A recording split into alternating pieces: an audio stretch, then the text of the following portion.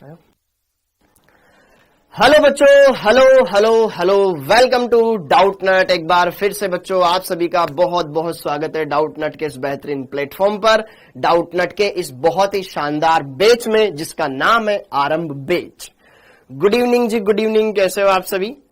आ जाओ, आप सभी का बहुत बहुत स्वागत है। Hello Anand, hello Krishna ji, David, Suman, Saumya ji, Shivani, hello Alka, hello Maggie, MG Saifi, hello. आप सभी का बहुत बहुत स्वागत है। आ जाओ जी, आ जाओ। Good evening, good evening, good evening. Vikas, Hrithik, Ritesh, Kamlesh, Bobby, AC, Vishal, Vishwakarma, Mantasha, hello जी, hello. Sudhir, hello. Anam, hello hello hello. Anand, Siya, Shivani, hello. Lakshma, आ जाओ जी, आ जाओ। आप सभी का बहुत बहुत स्वागत है। कैसे हो? हेलो प्रेरणा जी, पूजा, पलक, जतिन, प्रियंका, अलोन बॉय, आ जाइए आ जाइए आ जाइए। आप सभी का बहुत बहुत स्वागत है। हेलो कश्यप जी, अलियास, कैसे हो? Hello, good evening, good evening. आप सभी का बहुत बहुत स्वागत है बच्चों। तो आज हम स्टार्ट कर रहे हैं एक नया चैप्टर जिसका नाम है विलियन। ओके, तो जो कि बहुत इंपॉर्टेंट चैप्टर है। और ये क्या है, किस तरीके से हमें करना है, क्या क्या चीजें हैं जो हम इसके अंदर जानेंगे, हर एक बात को बढ़िया से क्लियर करेंगे, अच्छे से समझेंगे। ओके, तो मैं आपको बता दूं, जो बच्चे क्लास 12th में है बेटा, तो ये आपका 12th का चैप्टर स्टार्ट हो गया है। ओके, ये आपका 12th का चैप्टर स्टार्ट हो चुका है। तो जो बच्चे क्लास 12th में हैं उनको अच्छे से ये चैप्टर देखना है, क्योंकि आपके बोर्ड में भी ये काम आएगा और दूसरी बात आपके नीट के एग्जाम में भी ये काम आएगा। तो ये 12th का चैप्टर है बेटा, 12th का पहला चैप्टर है जो हम स्टार्ट करने जा रहे हैं, विलियन। अब आप इसको आसानी से समझ पाओगे। क्यों? क्योंकि तुमने मोल के बारे में जानकारी हासिल कर ली है, तो यहां पर अब तुम आसानी से सारी चीजों को कवर कर लोगे। ओके, अब बात आती है कि सर आप YouTube पे भी पढ़ा रहे हो, तो जो बच्चे यहां पर पेड बैच में पढ़ाई कर रहे हैं स्पेशली उनका बहुत ज्यादा फायदा होने वाला है। क्यों? अगर आप दिन के 12 बजे फ्री रहते हो तो हफ्ते में 3 दिन, मंडे, वेडनेसडे, फ्राइडे, आप YouTube पर आकर के इस चैप्टर को थोड़ा बहुत पहले से पढ़ सकते हो। क्योंकि आपके बैच में तो मैं बहुत अच्छी तरीके से इसको पढ़ाऊंगा, तो कहीं ना कहीं जब आप यहां आकर के इसको पढ़ोगे तो आपका डबल फायदा है। इसमें आपका बिल्कुल नुकसान नहीं है, आपका फायदा है। ठीक है, इस बात का ध्यान रखें। ओके, टेस्ट में अगर मैं बात करूं, टेस्ट में क्या आएगा? टेस्ट में केमिस्ट्री में कितना हुआ है बेटा? जितना हुआ है उतना आएगा। केमिस्ट्री में मोल वाला हुआ है, मोल आएगा। ओके, हाँ जी। और दूसरा सॉल्यूशन वाला जो चैप्टर है, सॉल्यूशन वाले चैप्टर में जितना अपन आज क्या है, आज अच्छा इस आने वाले संडे को टेस्ट ना, तो आज अपना सांद्रता वाला पद आएगा, सांद्रता वाला पार्ट आएगा। ठीक है, सांद्रता वाला पार्ट आएगा, उसके बाद का नहीं आएगा। तो आप डेफिनेटली अटेम्प्ट कर पाओगे, अच्छे से कर पाओगे, सारी बातें क्लियर कर पाओगे, तो घबराने की जरूरत नहीं है। ये चैप्टर बहुत इंपॉर्टेंट है और इससे सीधे क्वेश्चन आए हुए हैं। अगर मैं बात करूं नीट 2023 के अंदर, तो आपको पता होगा क्वेश्चन आया था हेनरी के नियम पर। बस हेनरी के नियम पर क्वेश्चन आया हुआ इस चैप्टर से। ओके, अब बात करें इस चैप्टर में हमें क्या पढ़ना है, ये नीट 2024 के लिए कितना इंपॉर्टेंट है। बेटा देखो, ये चैप्टर बहुत इंपॉर्टेंट है और इस चैप्टर से सीधे के सीधे क्वेश्चन आते हैं। ज्यादा कुछ आपको एक्स्ट्रा दिमाग ही नहीं लगाना नीट के लिए। तो ओके, फॉर्मूला बेस्ड क्वेश्चन आता है, थ्योरेटिकल भी आता है, तो बहुत आसान आता है, आप उसको इजीली अच्छे तरीके से कर लोगे। अब बात आती है सर इस चैप्टर में क्या क्या टॉपिक्स है जो हम कवर करने वाले हैं। तो सबसे पहले तो मैं आपको बेसिक आइडिया दूंगा विलियन के बारे में। थोड़ा बहुत तो आप जानते ही होंगे, लगभग जो बच्चे ऑलरेडी पढ़े हुए हैं उनको सब कुछ पता होगा। फिर विलियन के प्रकार के बारे में अच्छे से पढ़ना बेटा, जो रिपीट कर रहे हैं वो ढंग से पढ़ेंगे, हर एक चीज को अच्छे से क्लियर करेंगे, आपसे अच्छे से सारी चीजें बनने लगेगी। सांद्रताओं के पद क्या होते हैं उनको समझेंगे, विलेयता क्या होती है, हेनरी के नियम पर आधारित है ये, इस पर हम समझेंगे। वाष्प दाब क्या होता है इसको समझेंगे। आदर्श अनादर्श विलयन क्या होता है उनको समझेंगे, और अणुसंख्यक गुणधर्म क्या होता है, ये सबसे इंपॉर्टेंट पार्ट है इसके अंदर जो हमें देखना है। फिर ये भी इंपॉर्टेंट है, और हेनरी का नियम, ये कुछ छोटे छोटे टॉपिक है जो इसके अंदर कहीं ना कहीं थोड़ी थोड़ी अपनी भूमिका निभाते हैं। और लास्ट में असामान्य गुणधर्म। यह चैप्टर यकीन करो आपके 12th में प्लस नीट 2024 में 2 क्वेश्चन लेकर आएगा। ओके, और दोनों बहुत ही इजी होने वाले हैं। 2 क्वेश्चन आएंगे ज्यादा से ज्यादा, और दोनों के दोनों बहुत आसान आएंगे, दोनों के दोनों बहुत आसान आएंगे, दोनों के दोनों बहुत आसान आएंगे। अब यहां पर हम किस तरीके से करेंगे, अब जो बच्चे 12th वाले होंगे ये सोचेंगे कि सर आप हमारी एनसीईआरटी भी कवर करवाओगे ना, तो बेटा देखो ध्यान से, एनसीईआरटी की हेडेक मेरी है, तुम्हें कोई परेशान नहीं होना है, तुम्हें परेशान नहीं होना है सर हम बोर्ड्स के ऐसा कुछ नहीं करना है, ठीक है। सब होगा, बढ़िया होगा। फिजिकल में न्यूमेरिकल आते हैं, बढ़िया से करेंगे अपन, टेंशन नहीं लेने का। ओके, उसी कॉपी में कंटिन्यू करना है, आपको कोई अलग से कॉपी नहीं बनानी है, सेम उसी कॉपी में कंटिन्यू करना है। बस आपको 3 रजिस्टर बनाने थे। एक आपको केमिस्ट्री में 3 रजिस्टर बनाने थे, मैंने बोला था ना। एक बनाना है आपको फिजिकल केमिस्ट्री का, दूसरा बनाना है आपको इनऑर्गेनिक केमिस्ट्री का, तीसरा बनाना है आपको ऑर्गेनिक केमिस्ट्री का। हाँ जी, बस आप ये 3 तरीके से बनाए। टेलीग्राम नहीं चलाते हो, चलाता हूं भाई। ओके, तो एनसीईआरटी भी पढ़ेंगे प्लस अपन एक्स्ट्रा भी करेंगे, क्योंकि फिजिकल केमिस्ट्री में हमें प्रैक्टिस जितनी ज्यादा हो सके उतनी करनी पड़ेगी। ओके, अब आते हैं आज के टॉपिक पर। ठीक, समझ में आ गया सबको? बहुत ही बढ़िया बात है, अच्छी बात है, आपको समझ में आया, हमें चेन आया। तो आपको 3 रजिस्टर बनाने, फिजिकल का, इनऑर्गेनिक का और ऑर्गेनिक का। ठीक है, अब 12th वाले बच्चे जो हैं वो अपनी सहूलियत के हिसाब से जो उनको बेस्ट लगे वो कर सकते हैं। ठीक है, लेकिन अगर मैं बात करूं तो आप फिजिकल, इनऑर्गेनिक, ऑर्गेनिक के 3 अलग रजिस्टर बना ले। अब बहुत सारे बच्चे सोच रहे होंगे सर हम 12th में, तो हम क्यों ना 12th का अलग रजिस्टर बना ले, 11th का अलग रजिस्टर बना ले, ताकि हम 12th भी सही तरीके से पढ़ सके। वो आपकी चॉइस है बेटा। ओके, क्लियर हो गया? आप चाहो तो 12th का पूरा एक रजिस्टर बना सकते हो, 11th का अलग रजिस्टर बना सकते हो कि मैं तो 12th का ये वाला चैप्टर इसमें करूंगा, 11th वाले उस रजिस्टर में करूंगा, वो आपकी चॉइस है। ठीक है, उसमें भी कोई दो राय नहीं है मुझे तो। अब दूसरी बात, अब हम इस चैप्टर को भी स्टार्ट नहीं किए, पहली बात तो ये। उससे पहले मैं आपको ये बता दूं कि आप क्या करें। अभी हमने मोल कॉन्सेप्ट बेटा छोड़ा है ना, मोल कॉन्सेप्ट अपन ने कंप्लीट कर लिया, मोल कॉन्सेप्ट हमने पढ़ लिया। लेकिन मैं आपसे बोल रहा हूं कि आप मोल कॉन्सेप्ट के कम से कम 3 से 4 पेज छोड़ के रखें, 3 से 4 पेज छोड़ के रखें। क्यों? क्योंकि हम जैसे जैसे आगे बढ़ेंगे तो हमें बीच बीच में नए नए कॉन्सेप्ट सीखने को मिलेंगे जो हमारे मोल कॉन्सेप्ट से रिलेटेड होंगे, तो आप उनमें लिख सकते हो, इसलिए। ठीक है, तो आप मोल कॉन्सेप्ट में 3 से 4 पेज छोड़े। क्यों? ताकि आपको कुछ लगे ना, आगे आने वाले चैप्टर में कोई ना कोई चीज आएगी तो आप वहां लिख सको, इसलिए। ठीक है, 3 से 4 पेज छोड़ दो, कोई दिक्कत नहीं, 3 पेज छोड़ दोगे तब भी सफिशिएंट है।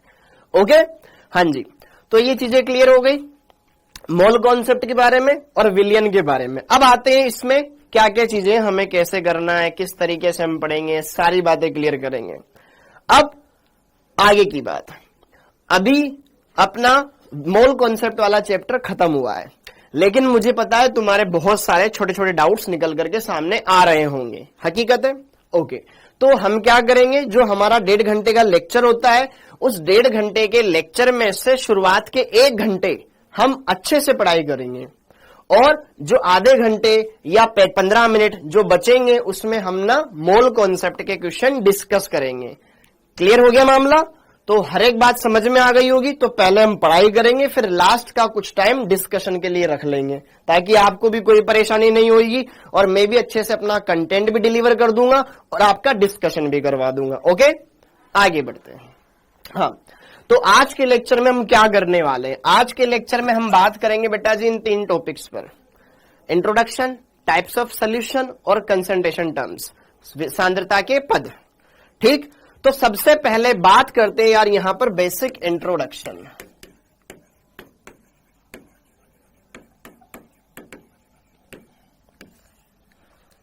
हम बात कर रहे हैं, ये चैप्टर किस पर आधारित है? विलियन पर, सॉल्यूशन पर। तो कहीं ना कहीं हमें ये पता होना चाहिए विलियन होता क्या है, सॉल्यूशन होता क्या है।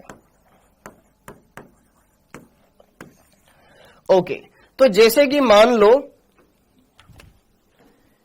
मेरे पास इसमें है चाय जो कि अब ठंडी हो चुकी है, इसमें है कोक जो कि गर्म हो चुकी है। ठीक है, दोनों को मैंने टाइम पर नहीं पिया इसलिए ये गर्म हो गई, ये ठंडी हो गई। ठीक है, ओके।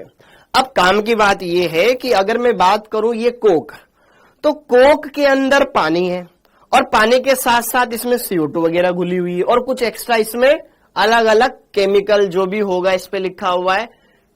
इसमें ये तो नहीं लिखा हुआ, इसमें ये है कि इसमें टोटल फैट 0 ग्राम है, प्रोटीन 0 ग्राम है, सोडियम 0.81 mg, मतलब इसमें सोडियम भी घुला हुआ है। ओके, ऐसा कुछ ना कुछ इसमें घुला हुआ है, शक्कर घुली हुई है, इसमें चाय पत्ती है, इलायची है, शक्कर है, पानी है, दूध है, अलग अलग चीजें, ऑयल भी है।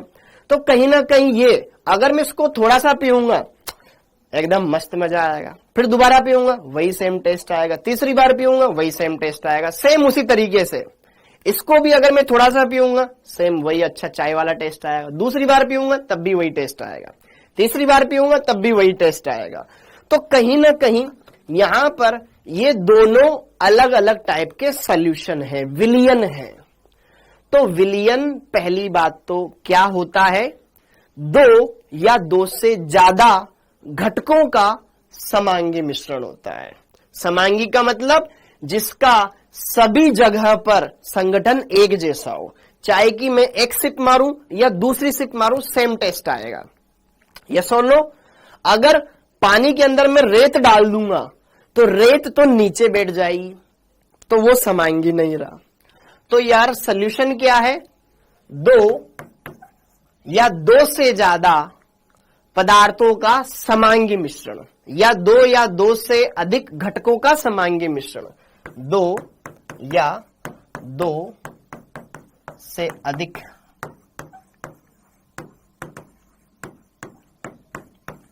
घटकों का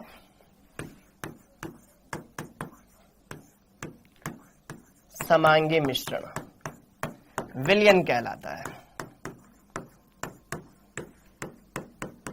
हाँ जी, अच्छा, समांगी का मतलब जानते हो ना, जिसका संगठन सभी जगह एक जैसा हो। ठीक है, अर्थात विलियन में सभी भागों में संगठन समान रहता है। विलियन में सभी भागों में संगठन समान होता है, समान होता है। ओके, अब खासकर हम पढ़ेंगे द्विअंगी विलियन के बारे में। हमें क्या पढ़ना है? द्विअंगी विलियन, मतलब जिसमें 2 ही घटक हो, एक विलेय और एक विलायक। हम उसी का अध्ययन करते हैं। एक विलेय है और एक विलायक है, बाकी सब ठीक बस चल रहा है ना। एक विलेय है, एक विलायक है, बस हम उसी का अध्ययन करेंगे। ठीक है, तो यहां पर अगर हम बात करें तो भैया ये बेसिक आइडिया था जो हमें पता चला। तो पहली बात ये ध्यान रखना, विलियन एक समांगी मिश्रण होता है, होमोजेनस सॉल्यूशन होता है, होमोजेनस मिक्सचर होता है। अब अगली बात, हम बात करें विलियन, ये बनता कैसे? एक होता है जैसे कि पानी के अंदर मिला दी मैंने शक्कर और उसको हिला दिया अच्छे से, तो यार जो ज्यादा मात्रा में होता है वो तो होता है विलायक, जो कम मात्रा में होता है वो होता है विलेय। ओके, प्लस विलायक मिलकर के क्या बना देते हैं? हमारा विलियन बना देते हैं। कुछ छोटी छोटी चीजें स्टार्टिंग की। दूसरी बात, विलियन को इंग्लिश में बोलते हैं सॉल्यूशन, विलेय को बोलते हैं बेटा सोल्यूट, और इसको बोलते हैं सॉल्वेंट। तो ऐसे भी लिख सकते हो। क्लियर हो गया? अब विलियन के बारे में हमने बेसिक चीजें समझ ली। अब चाहो तो मैं यहां पर आपके लिए चलचित्र भी बना सकता हूं, डायग्राम भी बना सकता हूं।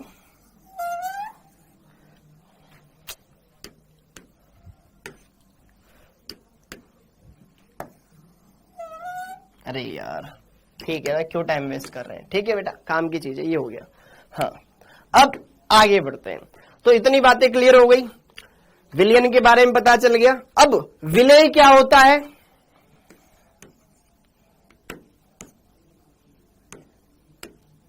बनाना पड़ेगा मेरे को यार। ये एक पात्र है,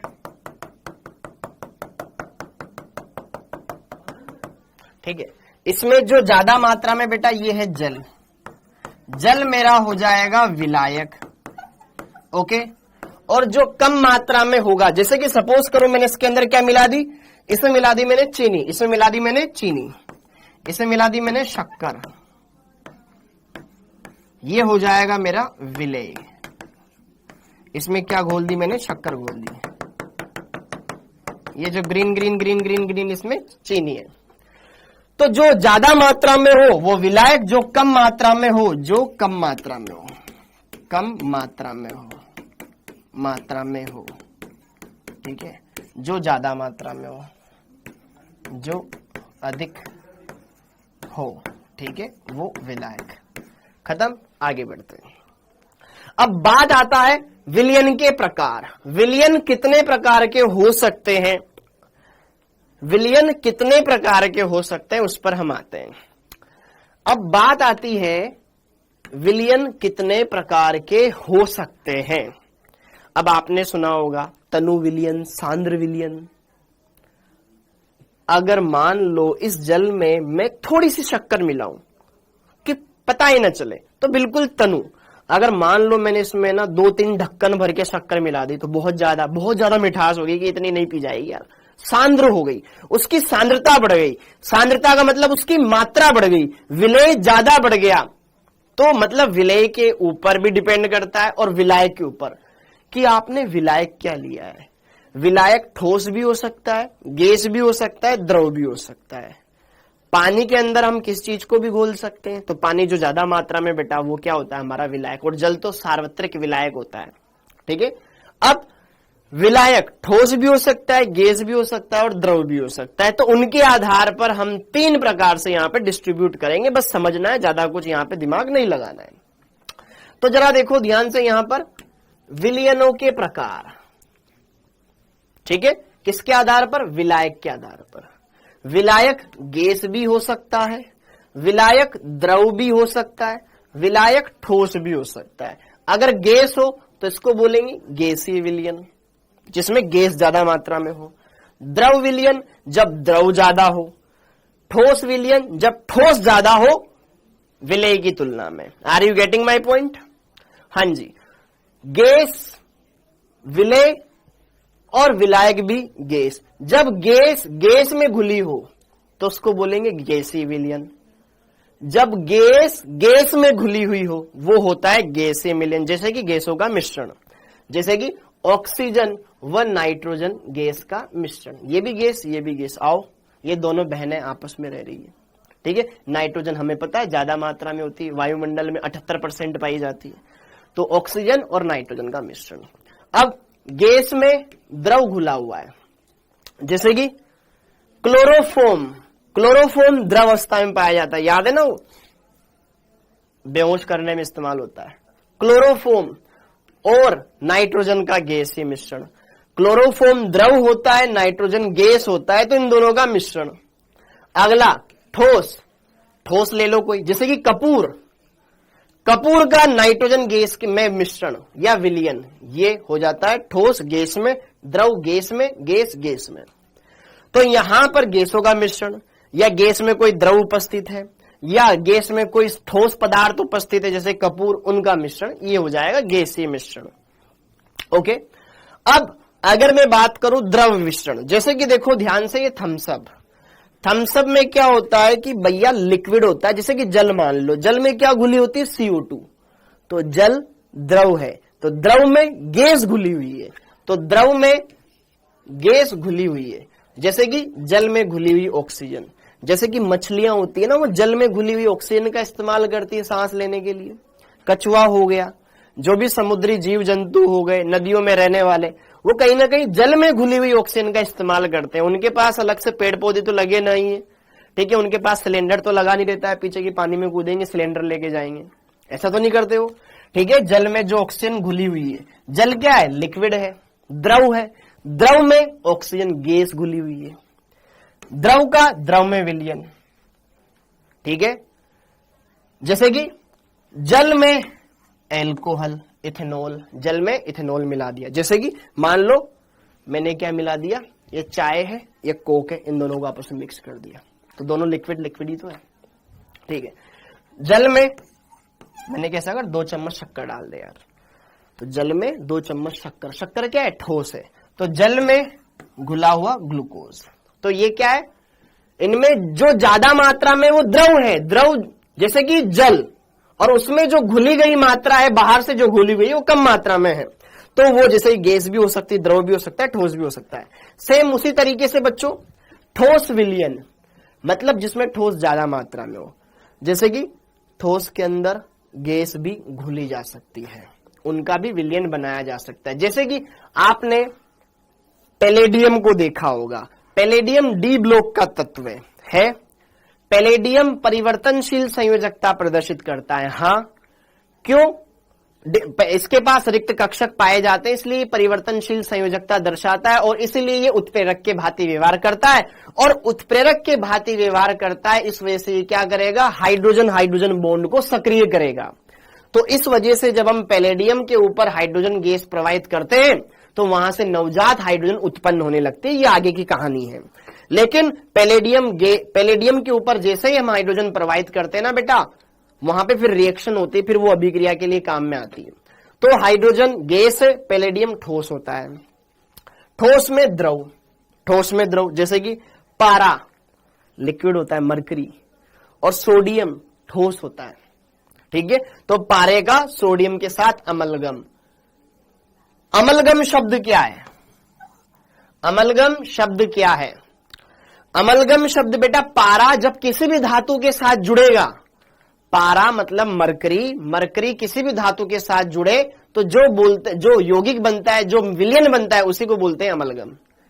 ठीक है, जैसे कि जिंक का अमलगम, जैसे सोडियम का अमलगम, ऐसे।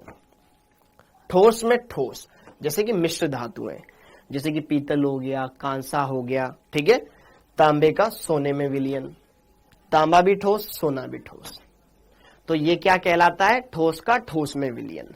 तो यार आई होप ये गैसीय विलयन, द्रव विलयन और ठोस विलयन में कोई दिक्कत नहीं आई होगी, यहां से कुछ नहीं आने वाला, बस आपको आइडिया होना चाहिए, हाँ यार ये चीजें जो मेरे को समझ में आनी चाहिए, बात खत्म, इतनी सी कहानी इनकी।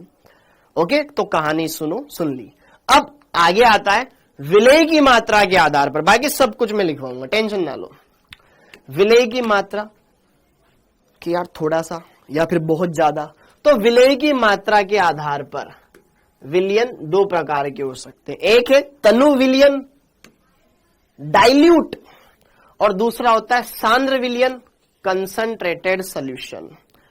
तनु विलयन वो होता है जिसमें विलय की बहुत कम मात्रा उपस्थित हो, ऐसा विलयन जिसमें विलय की बहुत कम मात्रा उपस्थित हो। जैसे कि हमने चाय बनाई, और बनाई तो 5 जनों के लिए, लेकिन 1 चम्मच शक्कर डाली, तो भैया यार टेस्ट ही नहीं आ रहा चाय का तो यार।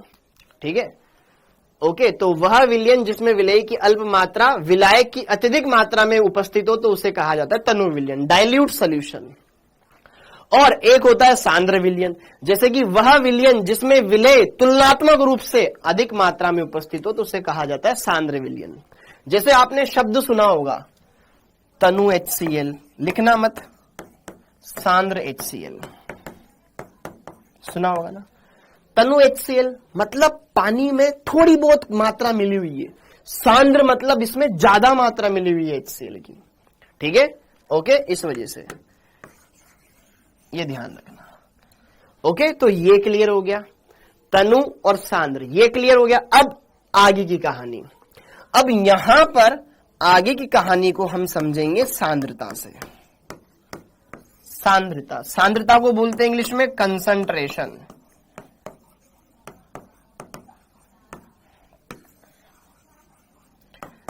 कंसंट्रेशन है क्या, किसी भी विलयन में विलय की जो मात्रा है उसको व्यक्त करने के लिए हम सांद्रता शब्द का इस्तेमाल करते हैं।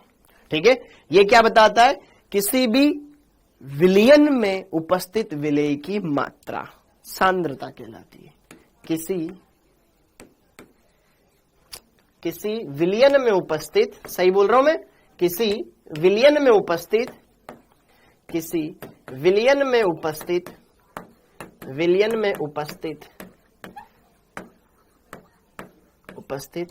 विलेय की मात्रा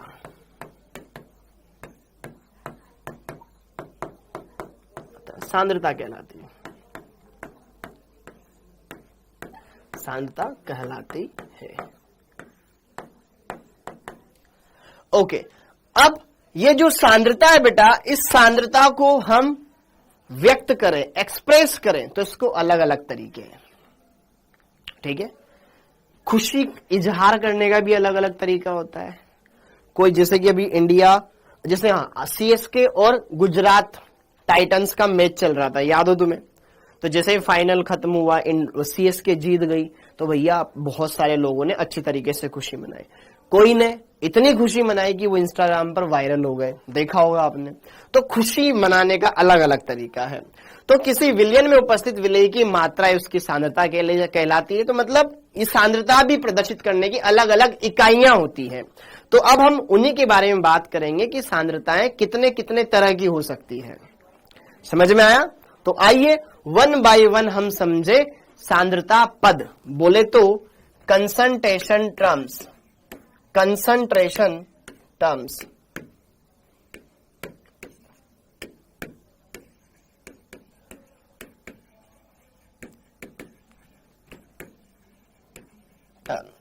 ओके, सांद्रता के कौन कौन से पद हो सकते हैं, सांद्रता के क्या क्या प्रकार हो सकते हैं, कितने प्रकार से सांद्रता प्रदर्शित की जा सकती है। तो आइए वन बाय वन हम हर एक चीज को देखें और अच्छे से पढ़ें। सबसे पहले हम देखेंगे प्रतिशतता के पदों में। क्यों? क्योंकि आपको पता होगा मोलरता के बारे में, मोललता के बारे में, नॉर्मलता के बारे में सुना होगा इधर उधर कहीं भी, लेकिन मैं चाहता हूं सबसे पहले तुम प्रतिशतता के पदों में समझो, क्योंकि ये चीज समझ लोगे तो उनमें ये चीज काम आएगी, तो क्वेश्चन करोगे तो आसानी रहेगी फिर उनके। ठीक है, तो इसलिए पहले हम इनकी पढ़ लेते हैं। सबसे पहले हम बात करेंगे बेटा प्रतिशतता के पदों में। प्रतिशतता के पदों में सांद्रताएं।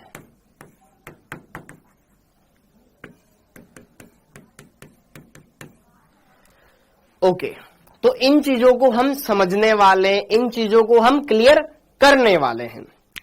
अच्छा, अब आगे मैं प्रतिशतताओं के बारे में या किसी के भी बारे में, किसी भी प्रकार की सांद्रता के बारे में बताऊं, उससे पहले कुछ चीजें मैं आपको बताना चाहता हूं। वो चीजें क्या है? जैसे कि हमें यह पता है बेटा कि कोई भी विलयन बनता है कब? जब विलेय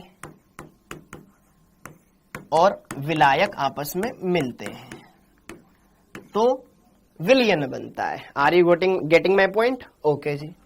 अब जरा देखो ध्यान से, कुछ चीजें हैं जो हमें यहां पर समझनी है। अभी आप कुछ नोट नहीं कीजिएगा, जैसे जैसे मैं करवाता जा रहा हूं वैसे वैसे करते जाना। ओके, ठीक है, विलेय प्लस विलायक बराबर विलयन बनेगा। लेकिन अब आपको कुछ शब्दों को समझना पड़ेगा, कुछ छोटे छोटे शब्द है जो कि आपके आगे की जितने भी हम पढ़ने वाले उन चीजों में काम में आने वाले हैं। जैसे कि अगर मैं बात करूं विलेय, जो कम मात्रा में होता है, जो ज्यादा मात्रा में होता है वो होता है विलायक। विलायक को मैं यहां प्रदर्शित कर रहा हूं बेटा ए से, और विलेय को प्रदर्शित कर रहा हूं मैं बी से। पहली बात तो ये समझ लो, ए जो ज्यादा मात्रा में, बी जो बाहर से मैंने मिलाया। इतनी बात क्लियर हो गई? ठीक है, अब यहां पर कुछ बातें हैं जो मुझे क्लियर करनी है इन दोनों के लिए। मोल, हां जी, विलेय के मोल जो हमने बाहर से मिलाया है उसके मोल मैंने मान लिए स्मॉल एन। समझ में आ गया? ये मैंने माना। और विलायक के मोल ये मैंने मान लिए कैपिटल एन। कोई दिक्कत है किसी को? नहीं होनी चाहिए। पक्की बात? अगले, हां जी, भार, हां जी, भार मतलब वेट। ओके, तो मैं मान रहा हूं कि जो विलय है वो कम मात्रा में होता है, तो मतलब इसका जो भी हम प्रतीक चिन्ह लेंगे वो छोटा लेंगे, जैसे कि स्मॉल w, और विलायक का भार हम लेंगे कैपिटल W। समझ में आ गया? बड़ा W 10 करोड़। ठीक है, उसी तरीके से एक साथ अभी मैं लिखवा देता हूं धीरे धीरे। मोलर द्रव्यमान, मोलर द्रव्यमान, मोलर द्रव्यमान मतलब जानते हो बेटा, जैसे कि ग्राम परमाणु भार, ग्राम अणुभार। विलय का अणुभार में लिखूंगा तो उसके लिए व्यक्त करूंगा स्मॉल m, स्मॉल m। ठीक है, मॉलिक्यूलर वेट। ठीक है, इसमें मैं लिख रहा हूं। ठीक है, और कैपिटल M करके मैं लिखता हूं, ये हो जाएगा विलायक के लिए। समझ में आ गई चीजें? हर एक चीजें क्लियर है? ओके, आप इसको Na Nb भी लिख सकते हो, वो अलग अलग चॉइस है। ठीक है, मैंने क्या बोला, मैं विलय को B मान रहा हूं और विलायक को A मान रहा हूं। ठीक है, मतलब मैंने क्या बनाया, यह एक पात्र बनाया, ये मेरे पास जो ज्यादा मात्रा में ये विलायक है, विलायक को मैं बोल रहा हूं A से, और जो हमने बाहर मिलाया है, बाहर से लेकर आया मैं विलय, उसको बोल रहा हूं मैं क्या, B। ठीक है, तो जो विलयन के अंदर मोल होंगे विलय के, वो तो स्मॉल n और विलायक के कैपिटल N। भार मैंने विलय का भार मान लिया स्मॉल w और विलायक का भार मान लिया कैपिटल W। पहले से क्लियर कर दूं ना, इसलिए मोलर द्रव्यमान मैंने मान लिया इसका स्मॉल m, WT का मतलब weight, molar molecular weight. Okay, molar weight, और यहां पर कैपिटल MW मैंने मान लिया। ओके, अब इसके बाद मोल, एक छोटी सी चीज और है जो मेरे को काम में आएगी, जो यहां पे मैं आपको बता देता हूं, वो है बेटा क्या, मोल अंश या मोल प्रभाज। मोल अंश बोलो या मोल प्रभाज बोलो या मोल भिन्न बोलो। विलय के मोल अंश B है, ये मोल अंश को X से रिप्रेजेंट करते हैं। विलय के लिए XB हो गया और विलायक के लिए XA हो गया। कोई दिक्कत? तो ये चीजें आपको लिख लेनी, क्योंकि ये चीजें काम आएगी। समझ में आ गया? ये कुछ चीजें हैं जो आपको सही तरीके से चीजें एक्सप्लेन करने में हेल्प करेगी। Are you getting my point? Are you getting my point? Okay, तो यार सबसे पहले तो आपको इन चीजों को लिख लेना है, सबसे पहले तो आपको इन चीजों को लिख लेना है। अब हम बात करेंगे, सांद्रताएं अलग अलग तरह की होती है, ठीक है, हम जानते हैं, लेकिन सबसे पहले हम देखेंगे प्रतिशतताओं के पदों में। जैसे कि प्रतिशतता के पदों में सबसे पहले होती है बेटा भार बटे भार प्रतिशत। ऊपर वाला विलय के लिए, नीचे वाला विलयन के लिए। ऊपर वाला विलय के लिए, नीचे वाला विलयन के लिए। ऊपर वाला विलय के लिए, नीचे वाला विलयन के लिए। ओके, दूसरा भार आयतन बटे आयतन प्रतिशतता।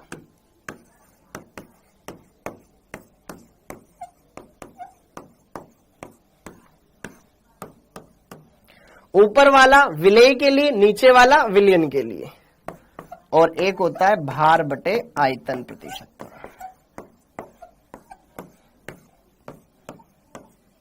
तो ये तीन है, इनको हम अच्छे से समझने वाले, अच्छे से क्लियर करने वाले। तो प्रतिशतताओं के पदों में सबसे पहले हम देखने वाले, और उससे पहले ये कुछ खास जानकारी जो आपको पता होनी चाहिए, क्योंकि हम पूरे लेक्चर में, पूरे लिटरेचर में इसी को इस्तेमाल करेंगे। ओके, अब आगे बढ़ते हैं। क्लियर हो गया? अब यहां पर सबसे पहले हम बात करेंगे प्रतिशतता के पदों में सांद्रता, जिसमें मैं बोलूं वेट बाय वेट परसेंटेज। द्रव्यमान प्रतिशतता कैसे निकाले? जैसे कि आपको बोला गया कि मान लो मैंने क्या लिया, NaOH लिया, NaOH लिया मैंने 100 ग्राम, और उसको मैंने जब किसी विलयन में मिलाया तो 500 ग्राम मेरा विलयन बना। किसी विलायक में मिलाया तो 500 ग्राम मेरा विलयन बन गया। तो NaOH का द्रव्यमान प्रतिशतता कितना होगा या NaOH की द्रव्यमान भिन्न कितनी होगी, तो कैसे निकालेंगे, तो उसके लिए हमें ये चीज आनी चाहिए। तो जरा देखो ध्यान से, द्रव्यमान प्रतिशतता, जैसे कि आपने केमिस्ट्री का पेपर दिया, तो बेटा तुमने केमिस्ट्री का पेपर दिया और केमिस्ट्री का पेपर होता है टोटल नंबर का, जैसे कि सपोज करो बोर्ड्स में 70 नंबर का हुआ, ओके, और आपके केमिस्ट्री में 70 में से सपोज करो मान लो 35 मार्क्स ही आए, 35 नंबर आए तुम्हारे, ठीक है। तो अब मैं बोलूं बता प्रतिशतता के पदों में बता, तो आप क्या करोगे, अनुकूल बटा कूल गुणा 100, यही करोगे, हाँ है ना। तो 35 का दुगना होता है 70, 2 से कट जाएगा 50, मतलब 50%, हाँ या ना, ओके। तो 50% आपके नंबर आए केमिस्ट्री में, ओके। तो यहां पर अगर हम बात करें तो परसेंटेज का मतलब क्या होता है, 50%, देखो परसेंट, जैसे कि 50%, 50% का मतलब ये है प्रतिशत, शब्द को तोड़ो, प्रतिशत का मतलब होता है प्रति 100 पर, प्रति 100 पर। अगर 100 नंबर का होता तो 100 में से 50 आए, भाई 50% का मतलब यही तो, अगर देखो 50%, मैं 100 से कंपेयर करूंगा, 50% का मतलब 100 में से 50, 70% का मतलब 100 में से 70, 12% का मतलब 100 में से 12, 3% का मतलब 100 में से 3%। तो समझ में आ गया। तो यहां पर भी हम क्या करेंगे, कुछ बातें देखेंगे, कुछ चीजों को, कुछ चर्चाओं को शामिल करेंगे। अब जैसे कि देखो ध्यान से, प्रतिशतता, ये विलेय के लिए, ये विलायक के लिए, ओके। तो जरा देखो ध्यान से, प्रतिशतता वेट बाय वेट या भार बटे भार प्रतिशत क्या होता है, इसका अर्थ यह है कि 100, भाई प्रति 100 पे बात करेंगे ना। अब ये भी भार है, ये भी भार है, भार की इकाई क्या होती है, ग्राम। तो 100 ग्राम में कितना ग्राम विलेय है, विलेय उपस्थित है, विलेय उपस्थित है, यही बताता है ये। इसका अर्थ क्या है बेटा कि 100 ग्राम में कितना ग्राम विलेय उपस्थित है, यही प्रतिशतता का मतलब है। जैसे कि देखो ध्यान से, भार बटे भार प्रतिशतता या W/W परसेंटेज, इसका मतलब क्या है, इसका सिंपल सा फॉर्मूला ये है बेटा, विलेय का ग्राम में भार बटे विलयन का ग्राम में भार, विलेय का ग्राम में भार बटे विलयन का ग्राम में भार, विलयन का ग्राम में भार गुणा 100 से गुणा करते हैं ना, प्रतिशतता निकालते हैं तो बस ये हमारे पास आ गया, ओके। तो यार ये हमारे पास फॉर्मूला आ गया, भार बटे भार, ऊपर भी भार नीचे भी भार, ग्राम में, तो ध्यान रखना, ठीक है। प्रतिशतता का कोई मात्रक नहीं होता, क्योंकि ऊपर भी ग्राम, ग्राम से ग्राम तो कैंसिल हो गया ना, प्रतिशतता का कोई मात्रक नहीं होता, बेटा ध्यान रखो। अब ये चीज हमने कर ली क्लियर, तो अब इसको समझते हैं और सारी चीजों को क्लियर करते हैं। इतनी बात क्लियर हो गई बच्चों, क्लियर हो गया क्या। अब जैसे कि देखो ध्यान से, सपोज करो मैंने एक क्वेश्चन लिखा, अभी जो मैंने बोला था कि मान लो यदि 500 ग्राम विलयन में 100 ग्राम NaOH उपस्थित हो तो उसका द्रव्यमान भिन्न एवं द्रव्यमान प्रतिशतता ज्ञात करो।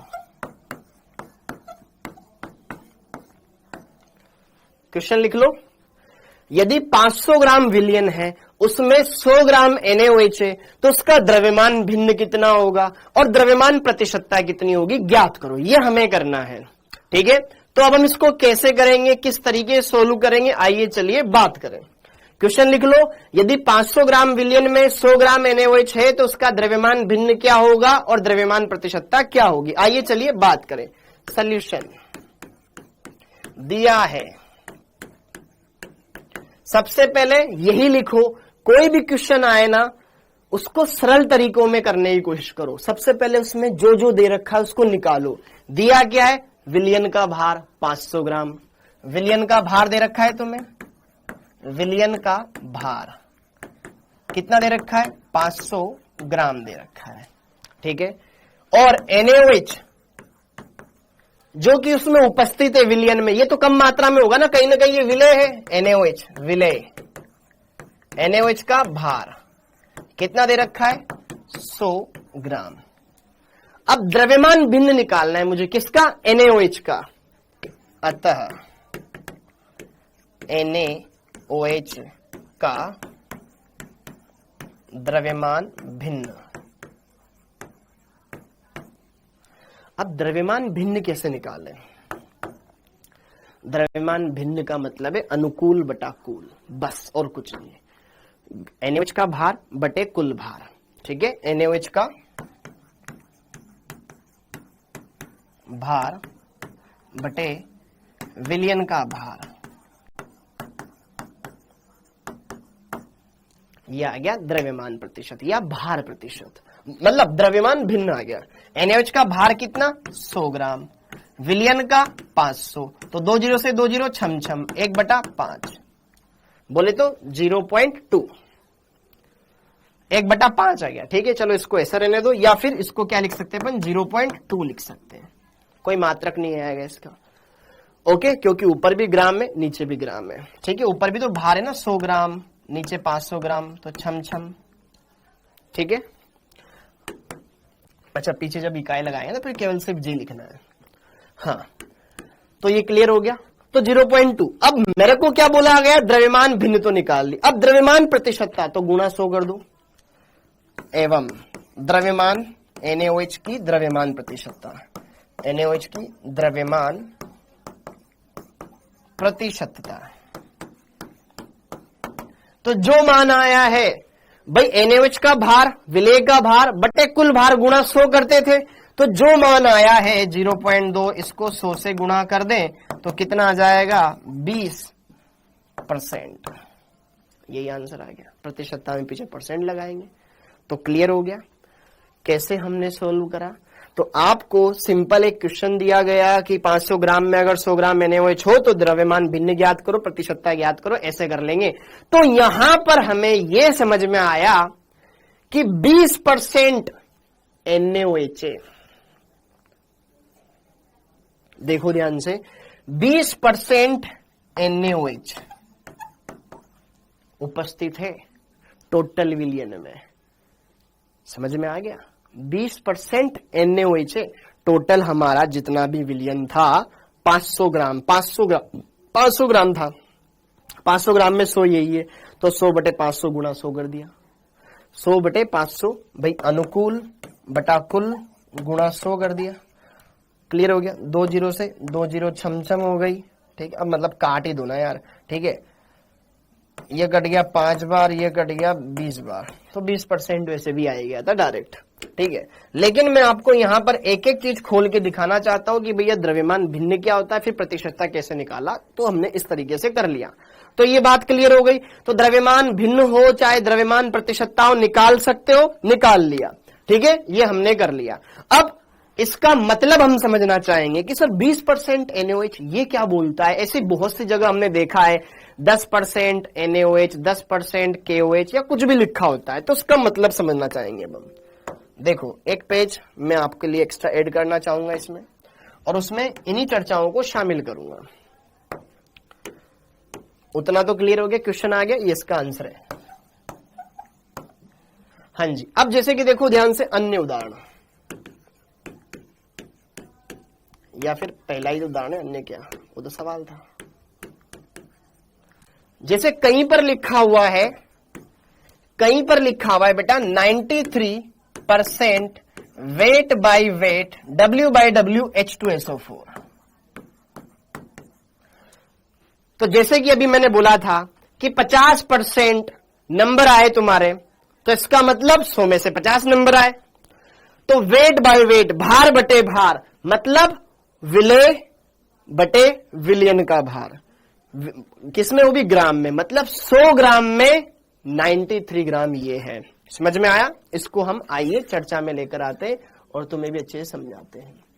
हाँ जी, इसका मतलब क्या है? अर्थात इसका मतलब ये है कि अगर 100 ग्राम मेरा विलियन होता तो उसमें 93 ग्राम H2SO4 होता, अर्थात 100 ग्राम विलियन में 93 ग्राम H2SO4 है। इसका तात्पर्य ये है। समझ में आया? ठीक है। इसी तरीके से कहीं लिखा हुआ है 13.5% वेट बाय वेट KOH। इसका मतलब क्या है? अर्थात 100 ग्राम में 13.5 ग्राम KOH है, अर्थात 100 ग्राम विलियन में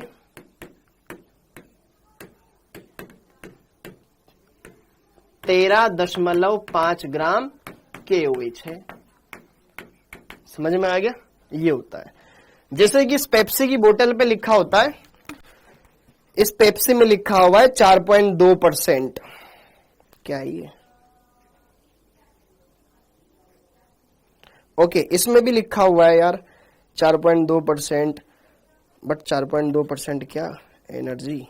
अच्छा ठीक है, बहुत सारी बोतल्स पे लिखा होता है बेटा कि भाई कितना कितना घुला हुआ है। हाँ जी, अब जैसे कि देखो कहीं पे लिखा हुआ है जैसे कि 20% लिखा हुआ है, 20% वेट बाय वेट HCl। तो इसका क्या मतलब हुआ? अर्थात 20 मतलब अर्थात 100 ग्राम में 20 ग्राम HCl घुला है या उपस्थित है।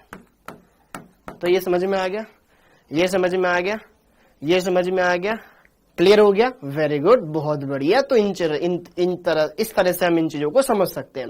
तो भार बटे भार प्रतिशतता में कोई दिक्कत नहीं होनी चाहिए। अब इसके बाद एक क्वेश्चन कर लेते हैं।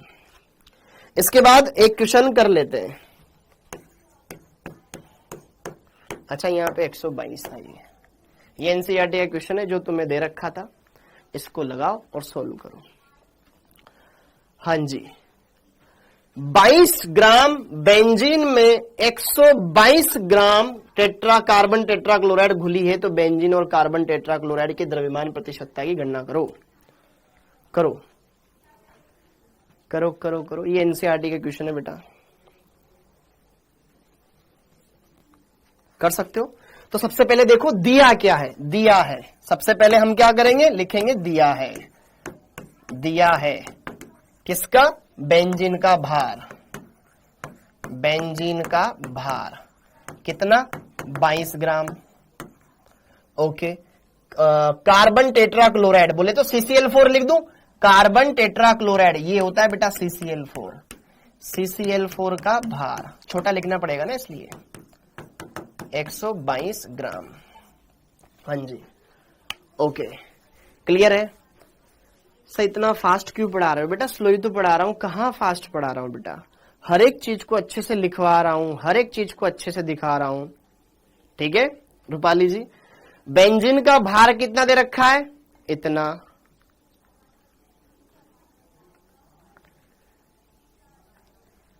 ओके, बेंजीन में घुली है। हाँ यार, बेंजीन दूंगा मैं ना, चलो सपोज को। ठीक है ठीक है ठीक है ठीक है ठीक है ठीक है बेटा, ठीक है। इसको कर लो 122 ग्राम बेंजीन में ये घुला हुआ है। ठीक है, वरना तो फिर ये उल्टा हो गया ना। ये 122 ग्राम है और ये 22 ग्राम है। हाँ जी, अब यहां पर बेटा सही चल रहा है, सब कुछ सही चल रहा है। अब जरा इसको बताओ, मेरे को बेंजीन का भार दे रखा है, मुझे CCl4 का भार दे रखा है, मुझे दोनों का द्रव्यमान प्रतिशतता ज्ञात करना है। तो कैसे करूं? अब जरा देखो ध्यान से, मुझे विलेय पता चल गया, विलायक पता चल गया। विलयन का भार निकाल ले। अतः विलयन का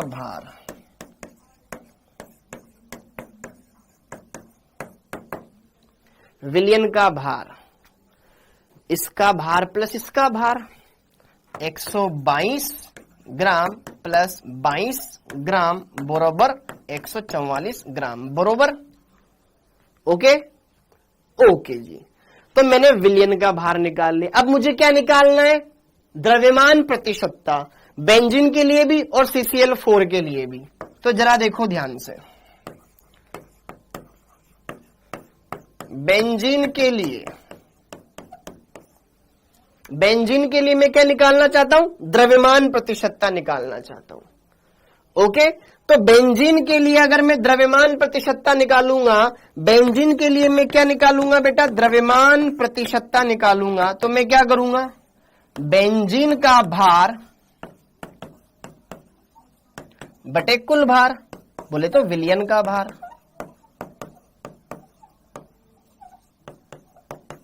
गुणा 100 कर दो। तो बेंजीन का भार कितना? 122, कुल भार कितना? 144, गुणा 100 करना पड़ेगा, जिसमें आंसर चमक जाएगा। बोलो, ये आ गया बेंजीन के लिए। सेम CCl4 के लिए, सेम। अरे बेटा, बेंजीन को अपन ने 122 ग्राम लिया है, ठीक है, बेंजीन को अपन ने 122 ग्राम लिया है, इस बात को देखो, ठीक है। हाँ जी, सेम CCl4 के लिए, ठीक है, द्रव्यमान प्रतिशतता कितना आएगा? CCl4 का भार बटे किसका भार? विलयन का भार, विलयन का भार इंटू 100 कर दो।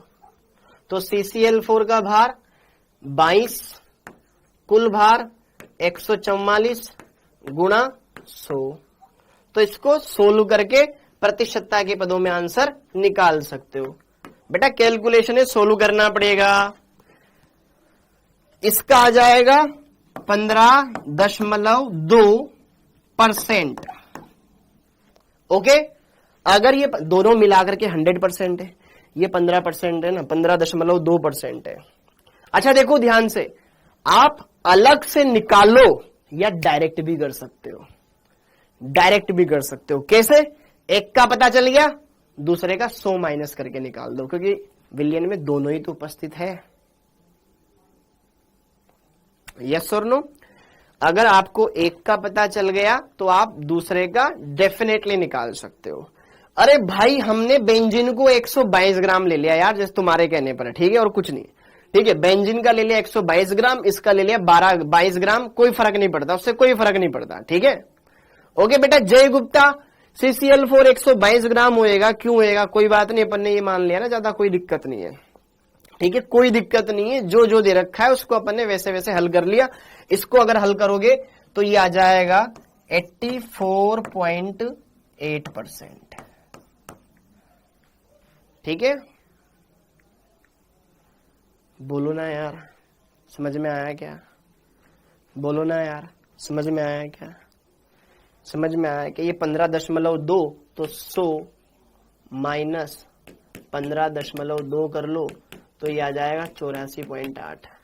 तो परसेंटेज लगा देंगे पीछे, ठीक है। इस तरीके से इसको सोल्व कर सकते हैं।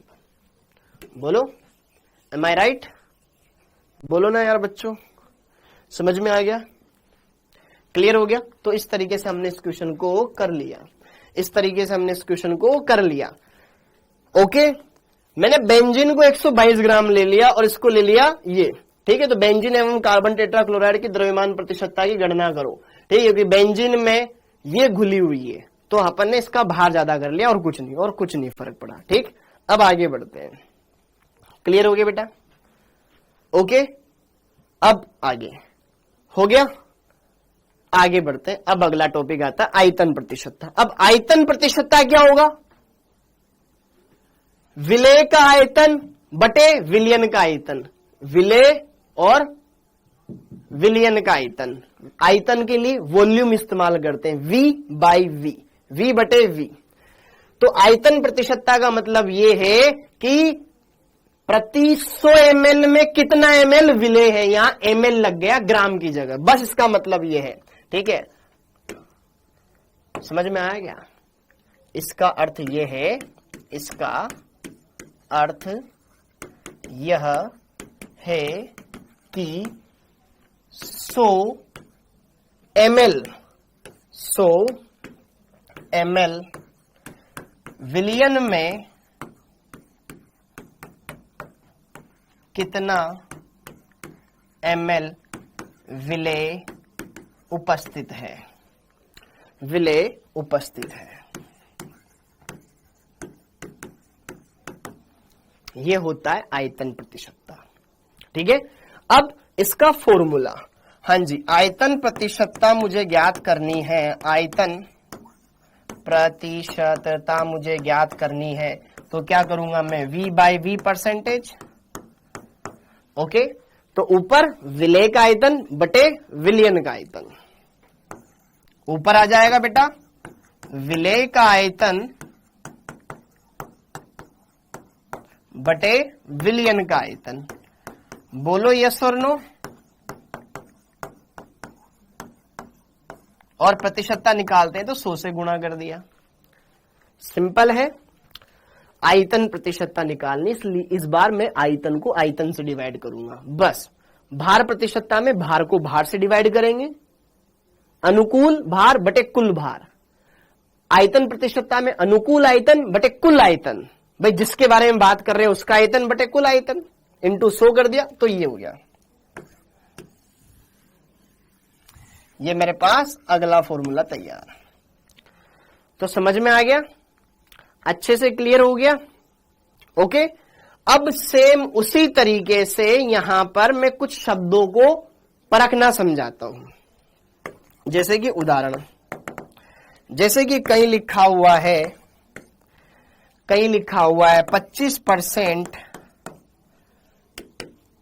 जैसे कि 25, जैसे कि कहीं लिखा हुआ है 10% volume by volume, V by V। ठीक है, एथिल एल्कोहल,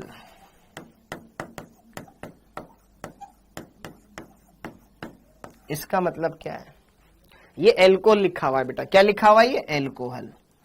इसका मतलब क्या है? 10% V बाई V, मतलब 100 ml में 10 ml एल्कोहल घुला हुआ है। जैसे कि ठीक है, एक शराबी लेके आया पौवा, पौवा जानते हो ना पौवा? तो देखो जो देशी शराब होती है वो तो बहुत जल्दी चढ़ती है, क्यों? क्योंकि उसमें तो कोई लिमिट ही फिक्स नहीं होती, पता नहीं क्या होता है। ठीक है, लेकिन जो ब्रांडेड वगैरह होते हैं उनके अंदर लिखा होता है कि इसके अंदर कितनी कितनी क्वांटिटी होती है। चाहे आप टेबलेट खाओ, चाहे आप दवाई लो, सिरप आती है ना कफ सिरप, उसमें भी लिखा होता है कि इसमें इतनी इतनी मात्रा एल्कोहल की मिलाई जाती है, ताकि आपको नींद आ जाए, ताकि आप एक जगह सो जाओ। ठीक है, थोड़ा रेस्ट कर लो। ओके, जैसे कि खांसी की दवाई आती है, तो बचपन में छोटे बच्चों को पता है जब उनको खांसी हो जाती है उनको ब्रीजर पिलाई जाती है। ठीक है, जो एक तरह का एल्कोहल है, जिसमें 2% एल्कोहल होता है और कुछ नहीं होता। ठीक है, ताकि वो रेस्ट ले सके, उनको परेशानी कम हो। ओके, तो 10% वॉल्यूम बाय वॉल्यूम एल्कोहल का मतलब ये है कि अर्थात 100 ml में 10 ml एल्कोहल घुला है। 100 ml विलियन में 10 ml एल्कोहल उपस्थित है, उपस्थित। ये है इस शब्द का मतलब, समझ में आ गया? ठीक है, इसी तरीके से एक उदाहरण और ले लेते हैं, फिर आगे बढ़ते हैं, चर्चा को आगे बढ़ाते हैं। जैसे कि कहीं लिखा हुआ है 12.5% V बाई V। ठीक है, 12.5% V by V ethylene glycol.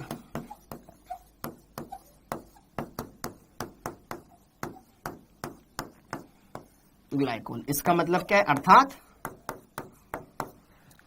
12.5 ml 100 ml में है। ठीक है, ये अर्थात 100 ml में 12.5 ml एथिलीन ग्लाइकोल है।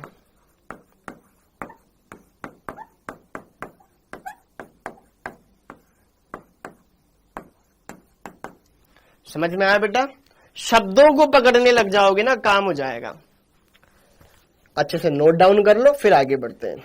अच्छे से नोट डाउन कर लो, फिर आगे बढ़ते हैं। ओके, तो यार ये आयतन प्रतिशतता हो गई। अब आयतन प्रतिशतता के बाद अगला आता है, आयतन प्रतिशतता के बाद अगला आता है द्रव्यमान आयतन प्रतिशतता।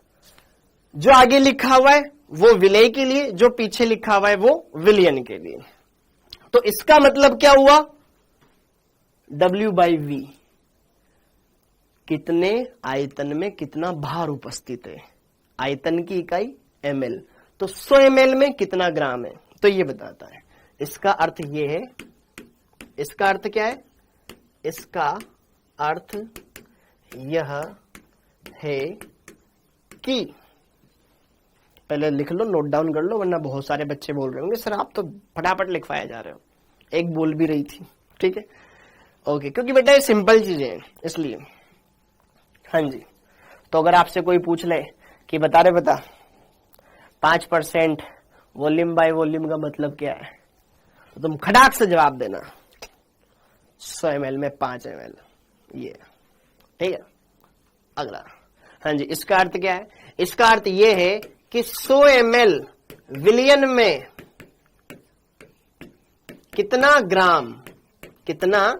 ग्राम विलेय उपस्थित है, विलेय उपस्थित है। इसका अर्थ ये है, वेट बाय वॉल्यूम परसेंटेज, द्रव्यमान आयतन प्रतिशत बोले तो W/V परसेंटेज। अगर आपको ज्ञात करना हो तो सिंपल फॉर्मूला है, ऊपर W मतलब भार, किसका, विलेय का। विलेय का भार किसमें, ठीक है, विलेय का भार ग्राम में आता है, और विलियन का आयतन इनटू 100 कर दो, जिसमें काम हो जाएगा। ये अगला फॉर्मूला बन गया आपके पास। तो आई थिंक आपको ये छोटी छोटी चीजें समझ में आ रही होगी। जैसे कि उदाहरण, कहीं लिखा हुआ है 25% W/V CO2, ठीक है, तो इसका मतलब क्या हुआ, 100 ml में या CO2 की जगह अपन लिख देते हैं ग्लूकोज।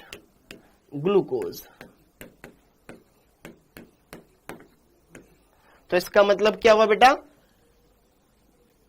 तोड़ो शब्दों को, इतने आयतन में इतना भार उपस्थित है, मतलब 100 ml में 25 ग्राम उपस्थित है, अर्थात 100 ml में 25 ग्राम ग्लूकोज है, ये इसका मतलब है। ठीक है, एक और लिख लो, समझ में आया। छोटी छोटी चीजें मगर काम की बातें, हर एक चीज आपको अच्छे से बता रहा हूं, कहीं पर भी कोई प्रॉब्लम नहीं आनी चाहिए, बहुत अच्छे से समझने में आएगी आपके। ओके, हाँ जी। अब जैसे कि कहीं लिखा हुआ है 42% वेट बाय वी, जैसे कि यहां पे मैंने ले लिया वेट बाय वी कैल, 42% वेट बाय वी, कुछ भी ले लो यार, कुछ भी ले लो, जैसे कि अमोनिया ले लो, ठीक है, टाइम क्यों वेस्ट कर रहे हैं। अर्थात इसका मतलब ये है कि 100 ml में 42 ग्राम अमोनिया है। ठीक है, ये अपन ने एग्जाम्पल अपने हिसाब से बनाया। ठीक, मजा आ गया, मस्त। ओके, तो ये चीजें हो गई। अब आती है हमारे काम की चीज मोलरता। अब आती है हमारे काम की चीज मोलरता, जो हमें सबसे पहले देखनी है। ठीक है, नॉर्मलता भी काम में आती है, मोलरता भी काम में आती है, मोललता भी काम में आती है। ये तीन चीजें ज्यादा काम में आती है, जिसमें सबसे ज्यादा काम आती है मोलरता। इसको हमें अच्छे से देखना है, अच्छे से क्लियर करना है। ओके, मोलरता की परिभाषा लिख लेते, सूत्र लिख लेते, फिर बाकी बाद में करेंगे, ठीक है। फिर उससे रिलेटेड कुछ क्वेश्चन से जो मैं आपके लिए लेकर आया था, जो आपने पूछे थे, उनके आंसर बताऊंगा, ठीक। ओके, मोलरता की बेटा बस मोलरता की परिभाषा लिख लेते हैं, सूत्र लिख लेते हैं, इसका मात्रक क्या होता है इतना लिख लेते हैं, बाकी अगली क्लास में कर लेंगे। तो बात आती है बेटा मोलरता के बारे में। तो मोलरता क्या होती है? मोलरता को इंग्लिश में मोलरिटी बोलते हैं, कैपिटल एम से लिखते हैं, ठीक है। अच्छा, तो अगर मान लो मेरे पास ये एक पात्र है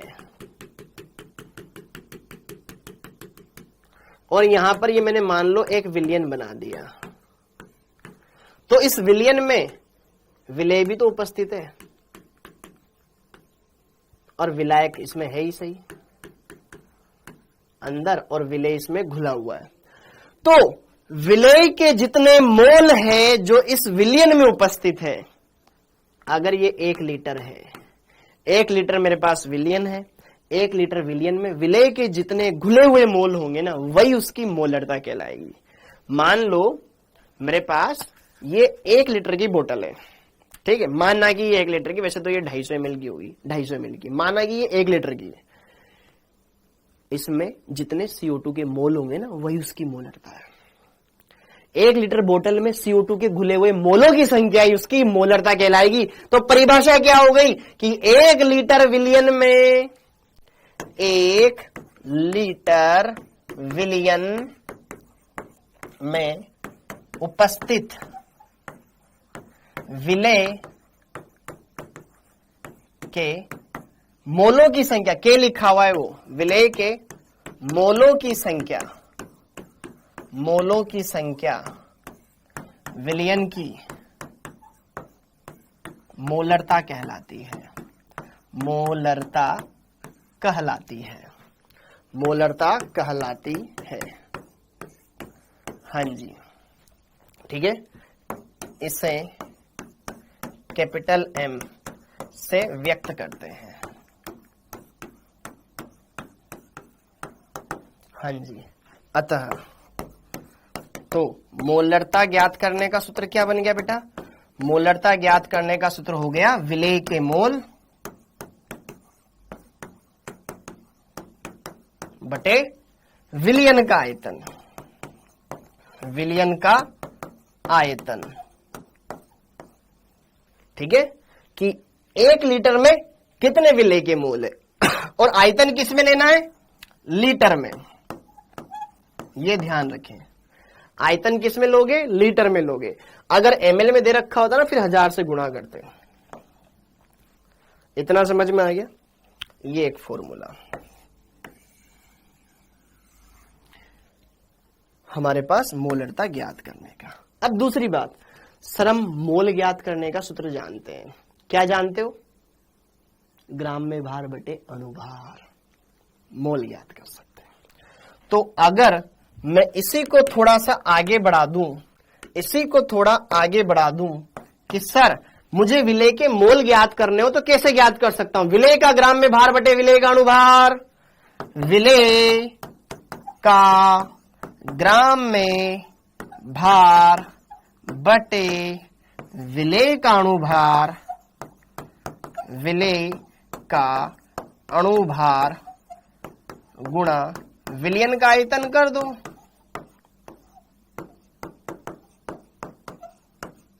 आयतन कर दो लीटर में। तो ये फॉर्मूला एक नया फॉर्मूला बनकर के आपके सामने आ गया, ये वाला। अच्छा, थोड़ा इसको सिंपल कर लेना, इतना बड़ा बड़ा अच्छा नहीं लग रहा। मोलरता को कैपिटल एम से व्यक्त करते हैं, विलेय के मोल स्मॉल एन से, विलयन का आयतन V किसमें? लीटर में। तो N/V कर दो, आप M की वैल्यू निकाल सकते हो। या फिर आप क्या कर लो, मोलरता, मोल ज्ञात करने का सूत्र विलेय का ग्राम में भार स्मॉल w बटे विलेय का अणुभार स्मॉल m, याद है? ठीक है, गुणा विलयन का आयतन, लीटर में। ये कर दो, आंसर आ जाएगा। समझ में आ गया? तो ये फॉर्मूला और ये फॉर्मूला आपको ध्यान होना चाहिए। Are you getting my point बच्चों? तो आप अच्छे से सारी चीजों को कर लोगे। You know what I mean? अच्छे से कर सकते हो सब बच्चे। हर एक बात को समझना है, हर एक बात को सलीके से करना है, एक एक पॉइंट को अच्छे से लिखना है।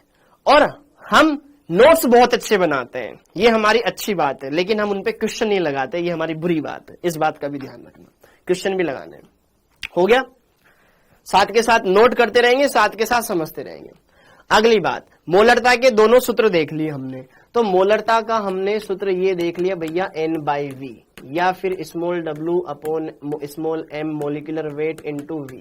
ये हमारे पास एक फॉर्मूला आ गया, ठीक है ना, कोई बात नहीं।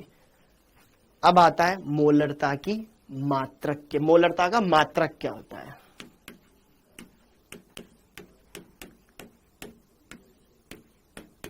का मात्रक या इकाई, यूनिट। क्योंकि फिजिकल केमिस्ट्री में या फिजिक्स में कहीं पर भी इकाइयों का बहुत रोल होता है। मात्रक, मोल पर लीटर, ऊपर मोल है, नीचे लीटर में आई तने। तो इसका मात्रक क्या होता है? या तो आप सिंपल मोलर लिख दो, या तो सिंपल मोलर, ठीक है, या फिर मोल प्रति लीटर, ऐसे लिख दो। अब ये पुराने जमाने का हो गया ना, मोल सिंपल लिख दो MOL पर लीटर, या मोल लीटर इनवर्स, ये इसका मात्रक होता है। समझ में आ गया? लीटर ऊपर चला गया, माइनस में कन्वर्ट हो गया। मोल लीटर इनवर्स, मोल पर लीटर, मोलर या वैसे या वैसे, ये सब मोलरता के मात्रक है। समझ में आ गया? तो ये भी ध्यान होना चाहिए। क्लियर है बेटा? ओके। अब बाकी बातें अपन अगली क्लास में करेंगे, तो उससे पहले हम ना आपके कुछ होमवर्क वाले क्वेश्चंस को डिस्कस कर लेते। तो आप पे निर्भर करता है, बिल्कुल करता है बेटा। करेंगे अभी आगे वाली बातों को आगे लिखा। सर लिखने तो दिया करो। अरे यार जल्दी जल्दी लिखा करो बेटा, आराम से जल्दी जल्दी लिखा करो। पीपीएम भी देखेंगे सकीना जी, टेंशन ना लो, सब करेंगे, सब करेंगे, सब करेंगे, सब करेंगे। चंचल आपका कमेंट आ रहा है, मैंने हाइड कर रखा था आपका कमेंट, सबका ही कमेंट हाइड कर रखा था। हाँ जी, ये हो गया। अब इतना काफी बेटा, अभी तो और पढ़ेंगे ना, लेकिन अभी मैं कुछ क्वेश्चंस करवा दूं ना जो मैंने बोला था। ये क्वेश्चन तुम्हारे लिए होमवर्क के, ट्राई करना, कोशिश करना, वरना तो मैं अगली क्लास में करवाऊंगा इसे ही, अगली क्लास में करवाऊंगा इसे ही, मोलरता वाला। ये क्वेश्चन ट्राई करना, अगर हो जाए, जिन बच्चों ने पढ़ रखा है बढ़िया बात है। इस वाले क्वेश्चन को ट्राई करना, हो जाए तो बढ़िया बात है। इस वाले क्वेश्चन को ट्राई करना, हो जाए तो बढ़िया बात है। अगली क्लास में तो करवाऊंगा इसे ही। अब तुम्हारे क्वेश्चंस, हाँ जी, हाँ। अब जैसे कि देखो ध्यान से यार, एक ने मेरे को क्वेश्चन भेजा और फिर मैं यहां पे लेकर आया। हाँ जी, नाम नहीं पता मेरे को, लेकिन किसने तो भेजा था। द्रव्यमान आयतन प्रतिशतता की न्यूमेरिकल करवा दो। शिवम टेंशन मत ले, करेंगे करेंगे करेंगे, तेरे नोट्स में आ जाएंगे, तेरे होमवर्क में आ जाएगा, टेंशन मत ले। हाँ जी, 26.8 ग्राम, बढ़िया क्वेश्चन है। हाँ जी, क्वेश्चन दे रखा है 26.8 ग्राम। हमें क्या दे रखा है? Na2SO4.NH2 दे रखा है। में 12.6 ग्राम जल है, तो N का मान क्या होगा? N का मान ज्ञात करो।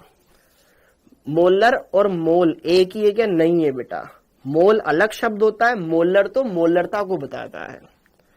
हाँ जी, क्लियर हो गया? हाँ, अब आप इस क्वेश्चन को करो। यार ना, एक बच्चा बोल रहा है मेरा नाम लो। बेटा मैं पढ़ा रहा हूं ना, नाम लेके क्या कर लेगा, उससे क्या हो जाएगा? अभी पढ़ लेना चुपचाप। नाम लो मेरा। हाँ, इस क्वेश्चन को सोल्व करो, इस क्वेश्चन को सोल्व करो कि 26.8 ग्राम Na2SO4.NH2O में 12.6 ग्राम जल है, तो इनका मान ज्ञात करो। रुको, मेरे को तुम्हारा थोड़ा सा ना माहौल बिगाड़ देते हो तुम। हाँ, तो यहां पर क्वेश्चन ये दे रखा है कि भाई साहब मेरे को Na2SO4.NH2O का भार दे रखा है। तो सबसे पहले देखो दिया है, फिर सोचेंगे कि करना क्या है। एक बार दिया है तो लिख ले Na2SO4 डॉट NH2 का भार कितना 26.8 ग्राम। पक्की बात है बेटा, पक्की बात है। ओके ठीक है ना। N, हाँ जी। अब जरा देखो ध्यान से समझना बेटा, हर एक चीज को क्लियर करना। ठीक, मान लो यहां पे n नहीं होता, मान लो यहां पे कुछ संख्या होती, जैसे कि 2, 3, 4, 5, 6 कोई संख्या होती, तो मैं क्या करूंगा, मान लो मैंने क्या बोला Na2SO4 डॉट 10H2O मान लो, सपोज करो ये 10H2 है, यहां पे n का मान 10 है। अगर इस अणु का मोल अगर 5 है तो जल के मोल कितने होते हैं? थोड़ा सा तो मैं आपको बेसिक लेवल पे चक्कर लेकर चलता हूं। मान लो ये तुम्हारे पास अणु है, इसके मोल अगर 5 है तो जल के मोल कितने होंगे? तो H2O के मोल कितने होंगे? क्या 5 10 गुणा 5 होंगे? कैसे सर? क्योंकि एक अणु में जल के 10 अणु हैं, एक इस अणु में जल के 10 अणु मिक्स है, तो इतने सारे मोलों को क्या 10 से गुणा कर देंगे तो मेरे पास कुल H2O के मोल आ जाएंगे। हाँ या ना बोल बच्चे, बस काम हो गया। यही बात मैं तेरे से सुनना चाहता था कि इस अणु में टोटल 10 जल के अणु हैं, एक यौगिक में टोटल 10 जल के अणु हैं। ओके, ऐसे मेरे पास 5 मोल यौगिक है, तो गुणा 5 कर दूंगा ना, मेरे पास टोटल H2O के मोल आ जाएंगे। यस और नो? यस और नो? जी हाँ सर, लेकिन मुझे ये नहीं पता n का मान क्या है, वही हमें ज्ञात करना है। तो क्वेश्चन को अच्छे से नजाकत से करना है। आइए चलिए यहां पर सारी बातों को मैं और अच्छे से समझाता हूं, एक्सप्लेन करवाता हूं कि करना क्या है, इसमें कैसे करेंगे। हाँ, तो पहले ये चीज क्लियर हो गई। तो बच्चों देखो ध्यान से, हमें यहां पर Na2SO4 डॉट NH2O का भार दे रखा है। ओके, पक्की बात है। तो मैं यहां से इसके मोल निकालने की कोशिश करूंगा। ठीक है, मोल निकालने की कोशिश करूंगा। ओके, मान लो जो भी इसके मोल आए, हमें क्या बोल रहा है, इसमें 12.6 ग्राम जल है। ओके, तो जल के मोल ज्ञात करने का सूत्र क्या होता है? ग्राम में भार, ग्राम में भार बटे अणु भार, ग्राम में भार बटे अणु भार। तो यहां से जल के मोल निकाल लूंगा, और जल के मोल मुझे पता है कि इसमें जितने भी मोल आते उसके n गुना होते, तो ये जितने भी मोल आए ना उसको क्या कर दूंगा मैं, n गुना कर दूंगा इसके मोल के, फिर उन दोनों में संबंध बनेगा, n का मान निकाल लूंगा। समझ में आया? मैंने क्या बोला कि मैं इसके मोल निकाल लूंगा, क्योंकि इसका भी ग्राम में भार दे रखा है, तो इसका ग्राम में भार दे रखा है, वहां से मैं मोल ज्ञात कर लूंगा।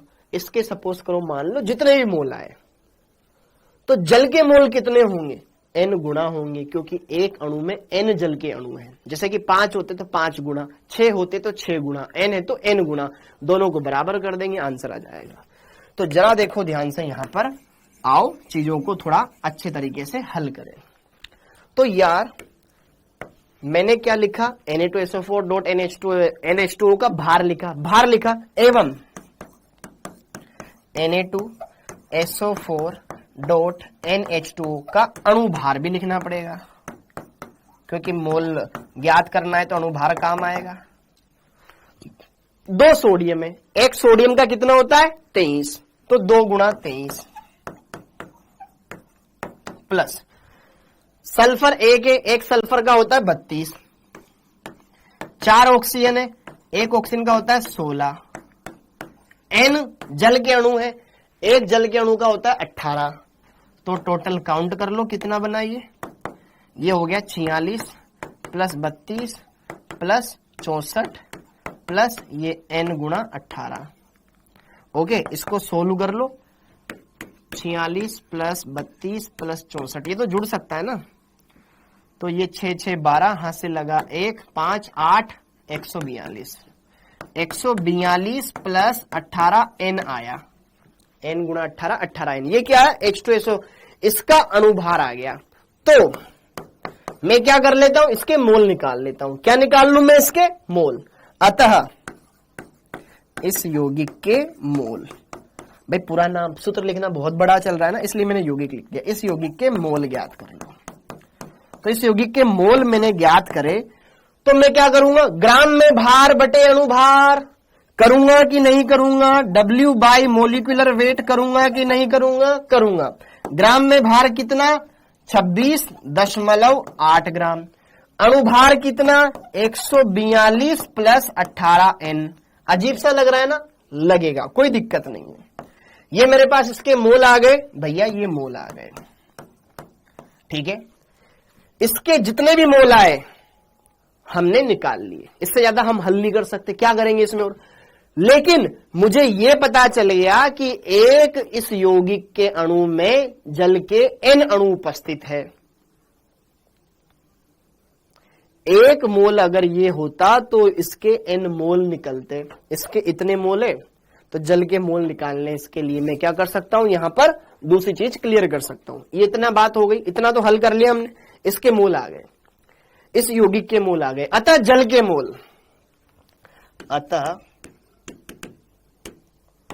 इस यौगिक में उपस्थित जल के मोल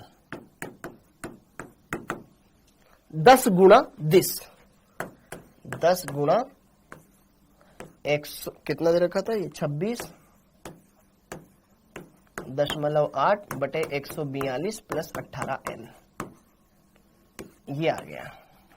ओके, इस यौगिक में जल के मोल, जितने भी मोल जल के अणुओं की संख्या, ये 10 कहां से आया, अरे 10 क्यों आएगा, N आएगा ना, ये 10 क्यों आएगा, N आएगा, समझ में आया, N आएगा, N। 10 दिमाग में चल रहा था, वो मैंने लिया था जो उदाहरण। ओके, एवं प्रश्नानुसार जल का भार कितना दे रखा है बेटा, 12.6 ग्राम।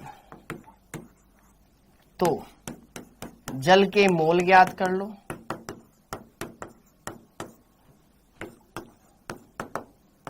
ग्राम में भार बटे अणु भार, ये जल के मोल आ गए भैया। टोटल जल के मोल इतने दे रखे हैं उसने, ये हमने जल का भार उसने दिया था, उससे मोल निकाले।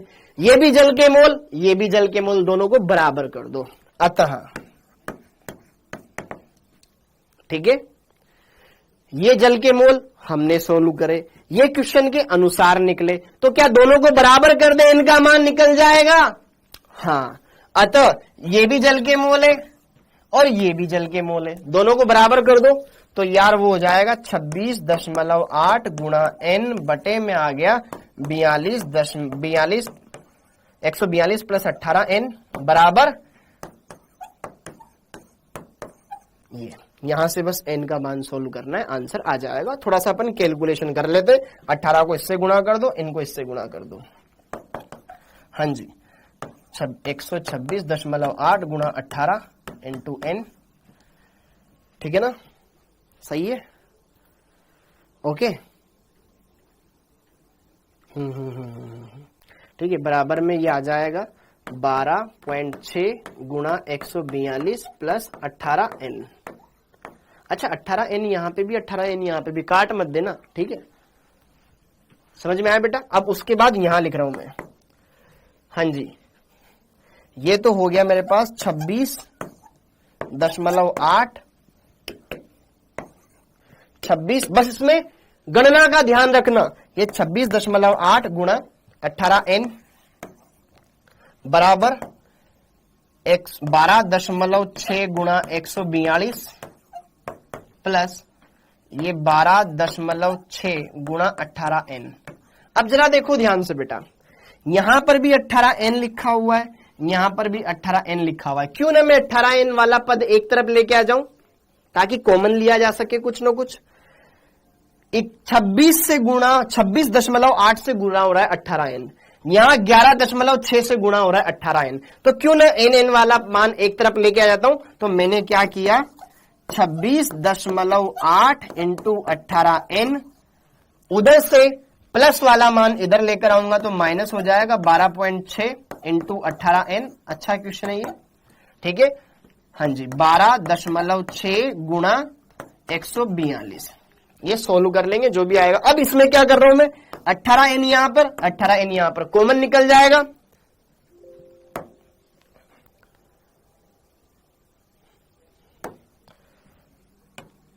हाँ जी, ये हमने इतना सोल्व कर दिया।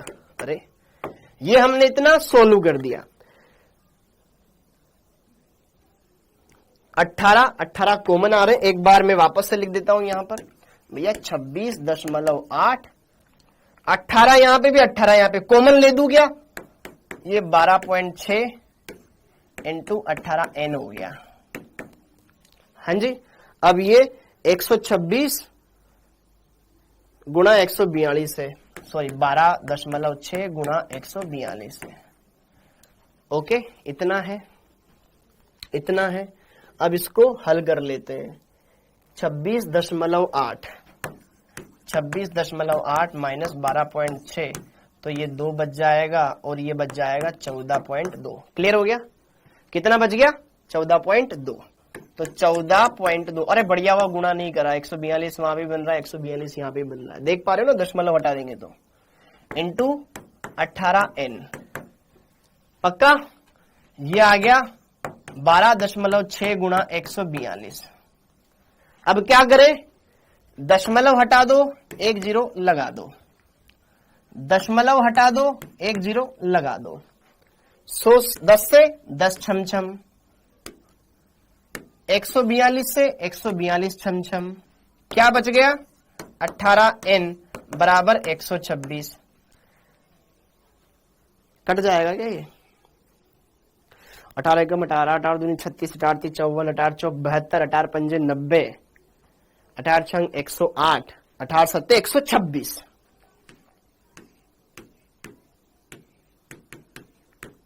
n बराबर आ गया 7। अतः यौगिक का सूत्र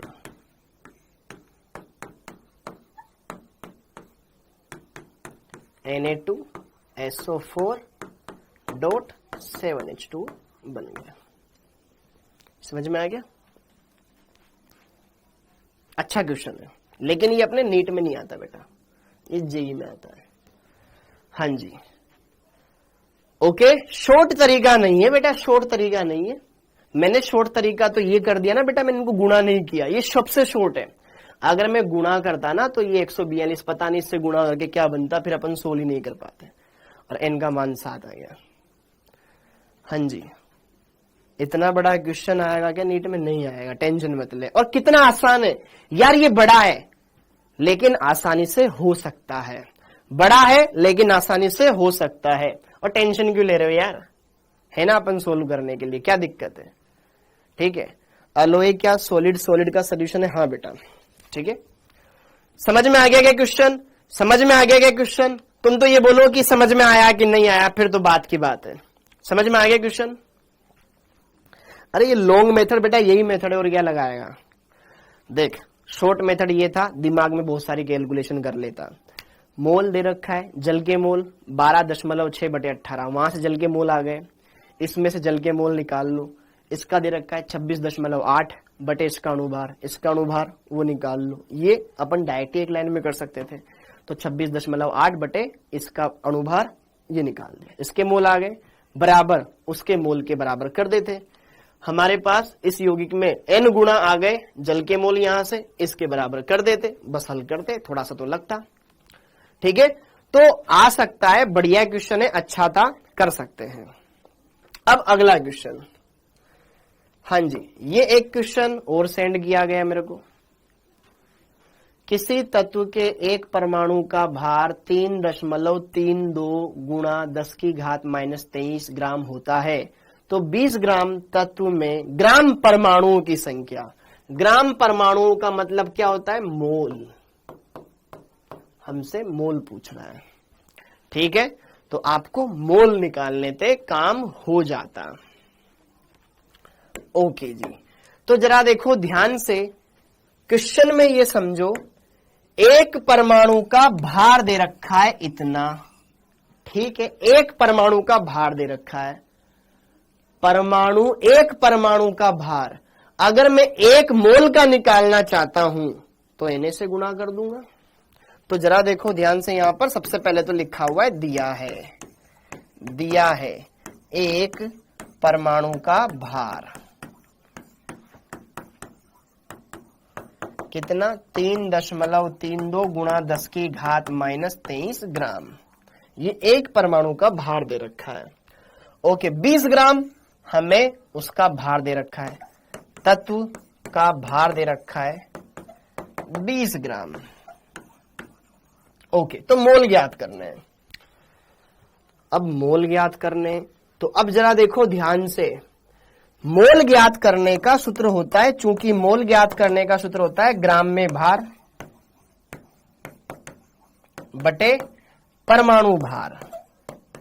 परमाणु भार किसके लिए निकालते हैं बेटा? मोल के लिए निकालते हैं। परमाणु भार बोले तो ग्राम परमाणु भार। भाई नीचे मोलर द्रव्यमान निकालते हैं ना, तो आप सीधे के सीधे ये उठा के मत रख देना। तो ग्राम में भार कितना दे रखा है? 20।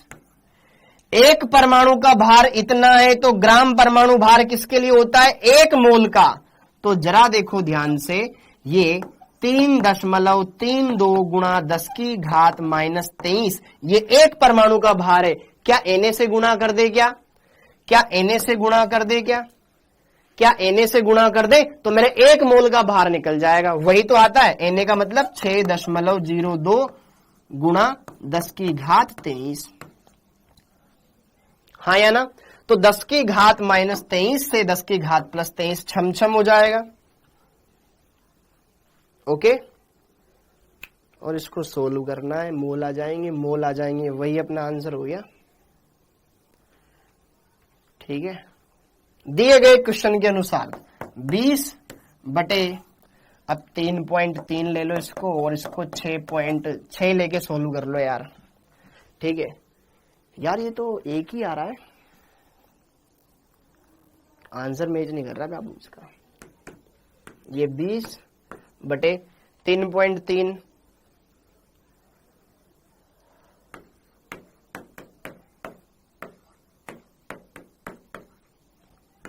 19.8, तो लगभग यार इसको 20 बटे 20 ही मान लो ना, 1 आएगा इसका आंसर। तो 1 मोल आएगा, 1 मोल आएगा। हाँ, यहां कुछ लोचा हो सकता है, यहां पर कुछ लोचा हो सकता है, कुछ और दे रखा हो। ठीक है, bye bye bye bye bye bye bye bye bye bye bye. अब जाओ सर, अब जाओ। ठीक है, जा रहा हूं ना, क्या दिक्कत है? ठीक है, तो बाय बाय। ओके, अब ये क्वेश्चन एक बच्चे ने दिया था, पूछा था, ये हम आगे सीखेंगे गैस अवस्था वाले चैप्टर में, तब कर पाओगे। ठीक है, ये सिंपल है यार। कोई भी यौगिक ले ले, उसमें संयोजकता दे रखी, तेरे को आवेश दे रखा है A का, B का, C का, तो आवेश को उस सूत्र में रख, किसका मान 0 के बराबर आ जाएगा, उसी का संतुष्ट कर देगा। थैंक यू बच्चों, बाय बाय, थैंक यू।